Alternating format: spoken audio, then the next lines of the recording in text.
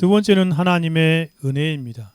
스스로 돌아갈 수 없는 우리를 주권적인 은혜와 무호한 말씀으로 친히 찾아오시는 선한 목자 되신 하나님을 바라보아야 한다는 진리입니다.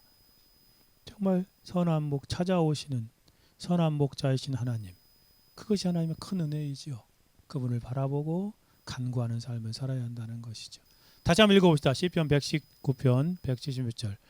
이른 양같이 내가 방황하오니 주의 종을 찾으소서. 내가 주의 계명들을 잊지 아니함이니이다. 우리는 첫 번째 소대지에서 우리는 길을 잃은 양처럼 스스로 돌아올 수 없는 그러한 우리의 실존을 살펴보고 직시했습니다. 다윗은 거기서 멈추지 않고 한 걸음 더 내딛습니다. 주의 종을 찾으소서. 주의 종을 찾으소서. 멘트니 이 시편의 구절을 분석하며 지적한 대로 본문은 세 부분으로 이루어져 있습니다. 자신의 상태에 대한 고백, 길 잃는 양같이 방황합니다. 그리고 주의 종을 찾으소서, 궁유를 구하는 간절한 기도, 청원, 그리고 내가 주의 계명을 잊지 않는다, 순종의 항변, 그렇게 다루고 있습니다. 절망의 고백이 어떻게 간절한 호소로 바뀌는, 기도로 바뀌는지, 그리고 호소가 누구를 향한 것인지 두 번째 부분을 살펴보겠습니다. 첫째로 같이 한번 읽어봅시다. 정신을 차리고 같이 읽어봅시다. 이른 양이지만 여전히 주의 종이라는 사실이 기도할 담력이 됩니다. 멘트는 이 양이라는 짐승의 특성을 다른 짐승과 비교하여 우리의 무능력함을 정직하게 짚어줍니다. 우리는 돼지나 개처럼 길을 잃은 것이 아니라 양처럼 길을 잃었습니다. 돼지나 개는 방황하더라도 다시 집으로 가는 길을 찾을 것입니다. 그러나 양은 목자의 부지런함과 돌봄이 없으면 회복할 수 없이 버려집니다. 라고 표현하더라고요. 그 구절이 네레미야 50장 6절에 나오잖아요. 같이 읽어볼까요? 내 백성은 잃어버린 양떼로다. 그 목자들이 그들을 곁길로 가게 하여 산으로 돌이키게 하였으므로 그들이 산에서 언덕으로 돌아다니며 쉴 곳을 잊었도다. 목자가 바른 길로 인도하지 않으면 잃어버린 양처럼 계속 방황하는 것이 양의 특성이라는 것이에요. 개는 안 그렇잖아요. 여러분, 개는 길을 잃어버려도 어떤 개는 막 몇 마일을 달려 자기 찾아오는 걸 개도 보았잖아요. 냄새를 따라 제 발로 집을 찾아가지요. 양은 그런 본성이 전혀 없어요. 양은 산에서 산으로 옮겨 다니고 점점 더 자기 쉴 곳을 잃어버리고 방황하는 모습입니다. 찰스 하든 스펄전도 같은 이 대조를 다른 각도에서 이렇게 짚어주며 설명합니다. 다윗은 지나온 길을 어느 정도 되찾을 수 있는 개와 같은 것이 아니라 길을 잃고서 집으로부터 점점 더 멀어지는 양과 같은 존재입니다. 그러나 스볼전은 곧바로 이렇게 덧붙이죠. 하지만 그는 아직도 누구 양이에요? 여호와의 양입니다. 그분께 속하였으며 또한 그분이 보시기에 소중한 존재입니다. 라고 덧붙입니다. 그리고 여기서 그가 짚어주는 핵심은 이것입니다. 만일 그가 길 잃은 양일 뿐이었다면 자신을 찾아달라고 기도드리도 않았을 것이다. 하지만 다윗은 어떻게 기도합니까? 주의 종을 찾으소서라고 말하잖아요. 그는 자신이 주의 종이기 때문에 그 선한 목자를 향하여 기도할 힘이 있었다는 것입니다. 멘튼도 이 무능력을 아우구스티누스의 묵상을 통해서 잘 표현해주고 있습니다. 한 번 더 보십시다. 주여, 나는 스스로 길을 벗어날 수 있었으나 스스로 돌아올 수 없습니다. 양 같은 첫 번째 살펴봤던 그 내용 동일한 거죠. 양은 쉽게 이탈하지만 잃은 양을 자기 어깨에 메고 집으로 돌아오는 목자가 있다는, 자신의 목자가 선한 목자가 있다는 사실을 알기에 그렇게 주님을 향하여 주의 종을 찾으소서. 나는 주께 속한 종입니다. 주께 속한 양입니다. 라고 그렇게 부르짖어 기도할 수 있다는 것입니다. 정말 우리를 도와줄 목자가 있다는 것이지요. 주의 종을 찾으소서 이 외침은 단순한 부탁이 아니라 우리의 무능력에 대한 가장 정직한 인정이면서도 동시에 변치 않는 신분에 대한 담대한 호소요 간구입니다. 마치 집을 나간 자식이라도 여전히 집에 호적의 이름이 남아있는 것처럼 양은 길을 잃어버려도 여전히 종이라는 신분을 잃지 않습니다. 하나님께서는 무엇이라고 말합니까? 이사야서 43장 1절 같이 한번 읽어볼까요? 이사야 43장 1절입니다. 야곱아 너를 창조하신 여호와께서 지금 말씀하시느니라. 이스라엘아 너를 지으신 이가 말씀하시느니라. 너는 두려워하지 말라. 내가 너를 구속하였고 내가 너를 지명하여 불렀나니 너는 내 것이라. 정말 그렇습니다. 예수님께서도 요한복음 10장 20절 28절에 말씀하시죠. 같이 읽어볼까요? 내 양은 내 음성을 들으며 나는 그들을 알며 그들은 나를 따르느니라. 내가 그들에게 영생을 주노니 영원히 멸망하지 아니할 것이요 또 그들을 내 손에서 빼앗을 자가 없느니라.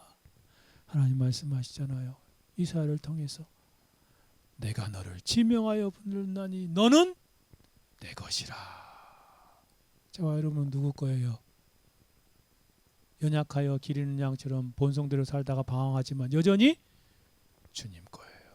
주님의 양이에요. 주님에 속한 양이라는 것입니다. 요한복음에서 주님 약속하죠. 내 양은 내 음성을 들으며 나는 그들을 알며 그들은 나를 따르리라.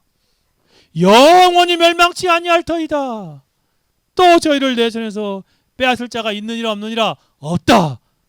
주님의 양입니다. 정말 주의 종이오니 라고 그렇게 고백처럼 우리도 우리 자신의 정말 여전히 방황할 그런 소질을 가지고 있는 연약함이지만 우리는 주님의 것입니다. 주님의 양입니다.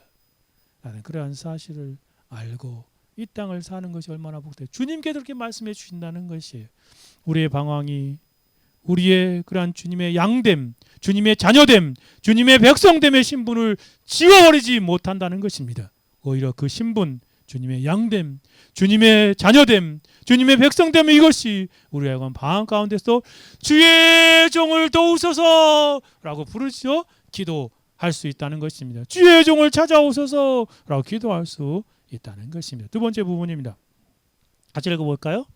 선한 목자는 직분과 사랑으로 친히 찾아오시며 그 앞에서 우리를 변명 없이 자백할 수 있습니다. 그렇습니다. 멘트는 주의 종을 찾아서 이 청원에 응답하실 분이 어떠한 분인지 분명히 보여줍니다. 그는 먼저 그 사랑의 증거를 가리키죠. 우리에게는 우리를 사랑하시는 목자가 있습니다. 그분은 우리를 위해 죽으심으로 그 사랑에 대한 충분한 증거와 확증을 주셨지 않습니까? 요한복음 10장 11절에 같이 읽어봅시다. 나는 선한 목자라. 선한 목자는 양들을 위하여 목숨을 버리거니와. 참으로 그렇습니다. 정말 그렇지 않습니까? 예수 그리스도께서 저와 여러분의 죄와 사망에서 구원하기 위해 십자가에 못 박혀 친히 목숨을 버리심으로 죽으시지 않았습니까? 이것이 한 번의 그러한 친절이 아니라 선한 목자의 항구적인 직분입니다. 선한 목자로서의 저와 여러분을 돌보시는 선한 목자로서의 직분이요. 선한 목자이신 그분, 그 직분의 가장 큰 부분 중에 하나가 그의 백성을 그들의 그러한 이탈에서 되돌아오게 하는 것입니다. 시편 23편에서도 고백하지 않습니까? 같이 읽어볼까요? 1절 3절만 읽어봅시다. 여호와는 나의 목자시니 내가 부족함이 없으리로다. 내 영혼을 소생시키시고 자기 이름을 위하여 의의 길로 인도하신도다. 우리의 선한 목자의 직분을 가지신 우리 주 예수 그리스도는 그 목자라는 이름 안에는 소생시키시는, 회복시키시는 그러한 일이 포함되어 있습니다. 영적 소생을 날마다 우리 가운데 회복시켜 주시는 그분입니다. 또한 신약성경에서 선한 목자가 양을 찾아 나서는 모습이 그림처럼 그려지지 않습니까? 누가복음 15장 4절 5절 같이 한번 읽어봅시다. 너희 중에 어떤 사람이 양 100마리가 있는데 그 중에 하나를 잃어버리면 99마리를 들에 두고 그 잃은 것을 찾아내기까지 찾아다니지 아니하겠느냐. 또 찾아낸즉 즐거워 어깨에 메고. 여러분, 우리의 선한 목자는 99마리를 남겨두고 언덕과 산 위에 있는 길 잃은 양 하나를 찾아 다시는 그러한 선한 목자였습니다.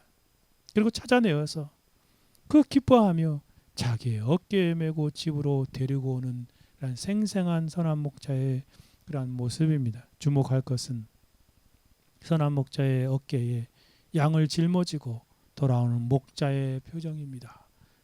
마지못해서가 아니라 그 양을 찾기 위해서 얼마나 수고를 많이 했겠어요. 얼마나 산과들로 고생했겠어요. 그래도 불구하고 어깨에 메고는 기뻐하며 그렇게 춤추며 즐거워한다는 것입니다. 길 잃은 영혼을 되돌리는 것은 예수 그리스도에게 괴로운 의무가 아니라 참으로 기쁜 일입니다. 에스겔 34장 4절 말씀 같이 한번 읽어볼까요? 이 나쁜 목자들과 선한 목자들의 비유를 들어서 설명하는 것을 들어보십시오. 먼저 좋지 못한 그런 목자들의 모습입니다. 에스겔 34장 4절입니다.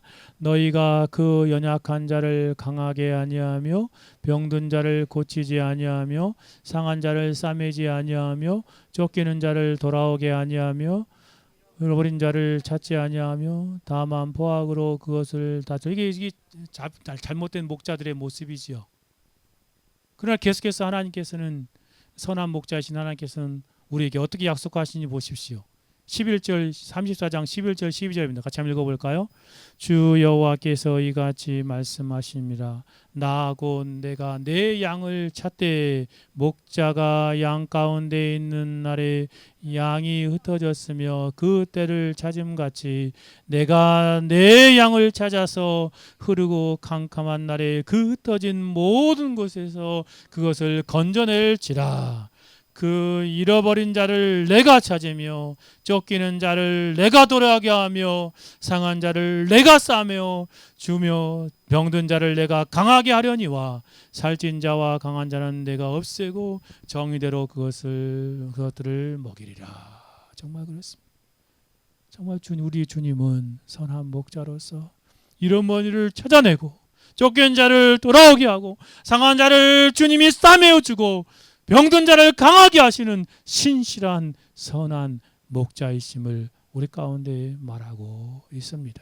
우리 연약함을 참아주실 뿐만 아니라 겸손히 우리가 간구하여 주의 종을 찾으소서라고 기도하면 그 찾아오시는 그런 주님의 그런 돌보심을 보게 됩니다. 우리가 늑대에게 쫓긴다 해도 선한 목자이신 주님은 그들의 먹이가 되지 않도록 우리를 보호해 주시고 우리에게 찾아오시는 분이십니다. 우리가 양심이 상하였다면 그 상한 심령을 고치시고 싸매어 주시는 분이십니다.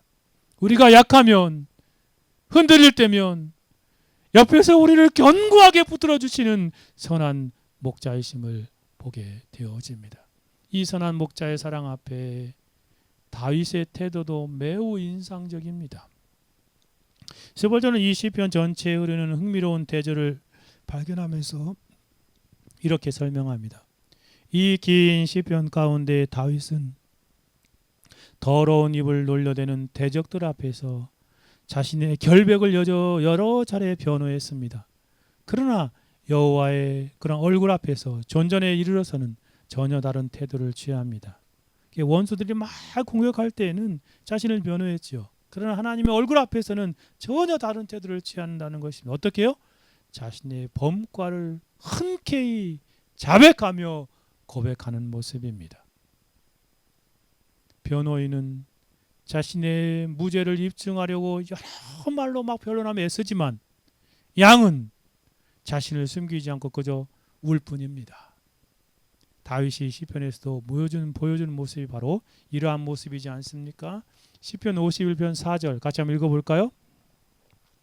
내가 주께만 범죄하여 주의 목전에 악을 행하였사오니 주께서 말씀하실 때에 의로우시다 하고 주께서 심판하실 때 순전하시다 하리이다. 정말 자신의 죄를 깨닫고 고백하는 모습이지 않습니까? 성령의 감동 안에서 시인이 고백하듯 우리는 사랑 앞에서는 자신을 지킬 말이 있어도 하나님 앞에서는 자신의 존재 연약함을 깊이 인식하고 이렇게 말할 뿐입니다. 세 번째는 이 정직한 자백과 고백이 헛된 신음으로 끝나지 아니하고 강력한 논거가 된다고 말합니다. 그의 논거는 강력합니다. 내가 주의 계명을 잊지 아니합니다 라고 마치고 있지 않습니까? 다윗은 자신이 무죄가 아니라 자신의 계명에 대한 사랑을 근거로 호소하고 기도한 것입니다. 주의 종을 찾으소서. 마치 집을 나간 자식이 자기 잘못을 변명한 대신 아버지의 음성을 여전히 그리워한다는 사실만으로 돌아갈 자격을 구하는 것과 같은 모습입니다. 탕자의 비유에서 잘 나오지 않습니까? 세 번째 모습입니다. 같이 읽어볼까요? 인생의 모든 날을 통과하며 도달하는 결론은 동일한 겸고 신뢰하는 기도입니다. 동일하게 겸손하고 신뢰하는 기도의 모습이 바로 이 모습입니다. 앞에 이 모든 사실에서 흘러나오는 결국은 확신을 가진 기도입니다. 멘토는 말합니다. 그런 경우에 우리는 확신을 가지고 하나님께 나아갈 수 있습니다. 하나님은 선한 목자로서 가난하고 방황하는 양의 울음소리를 들으시고 그들을 돌보시고 그들을 찾으시고 그들을 우리 안으로 돌리십니다. 우리가 기도할 수 있는 것은 우리의 처지가 좋아서가 아니라 우리를 향한 선한 목자이신 하나님의 신실하심이 변하지 않기 때문에 그렇습니다. 19세기 바르동 부시에라는 분이 이 부분을 이렇게 설명하면서 이 한 절은 시편 전체의 결론을 바라며 깊은 통찰을 보여준다고 말합니다. 이 시편에는 화창하게 밝은 날이나 캄캄한 구름이 덮인 날, 그리고 고요한 때나 폭풍우가 사나운 때를 포함하여 하나님의 자녀가 겪는 갖가지 경험과 감정들로 가득 차 있습니다 라고 설명하더라고요. 이 176절에 달하는 이 모든 구비구비의 그러한 여정은 하루아침에 쓴 게 아니죠. 평생에 걸쳐서 어록으로 썼던 것 같아요. 찬양의 절정도 있었지요. 탄식의 골짜기도 있었습니다. 그 모든 길을 다 지나서 마지막에 다윗이 내놓은 결론은 단 하나입니다. 여호와의 인도하는 손길이 없이는 도저히 회복할 수 없습니다 라는 고백이죠. 그 모든 상황 속에서도 여호와의 계명, 그 말씀을 절대로 잊지 않고 기억하겠습니다라는 결심입니다. 부시에는 이것을 오늘 우리에게 그대로 적용하며 이렇게 말합니다.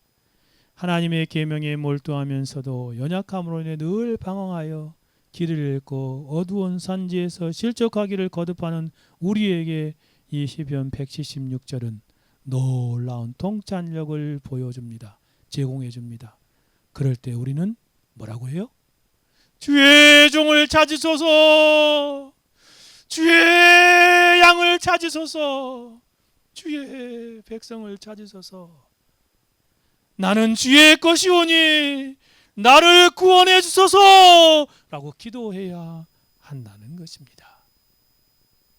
우리가 아까 읽었던 마태복음의 본문처럼요. 그렇죠. 우리가 주께 대한 이날부터 주님을 깨우는 그러한 고백입니다. 풍랑이는 바다 가운데서 주여 깨소서 라고 기도하는 것이지요. 인생의 화창한 날에도 캄캄한 날에도 우리가 기도해야 할 말은 변하지 않습니다. 마치 항해하는 배가 맑은 날이든 풍랑이 이는 날이든 변함없이 같은 그러한 북극성, 남방의 남십자성을 바라보며 키를 잡듯이 우리도 형편이 어떻든지 간에 한마디로 돌아가야 합니다. 주의 종이오니 나를 찾으소서 라고 그렇게 주님께 향해야 한다는 것입니다. 어떤 상황에 처하든지 간에. 이 대목에서 아우구스티누스의 겸손한 고백을 함께 새겨봅시다.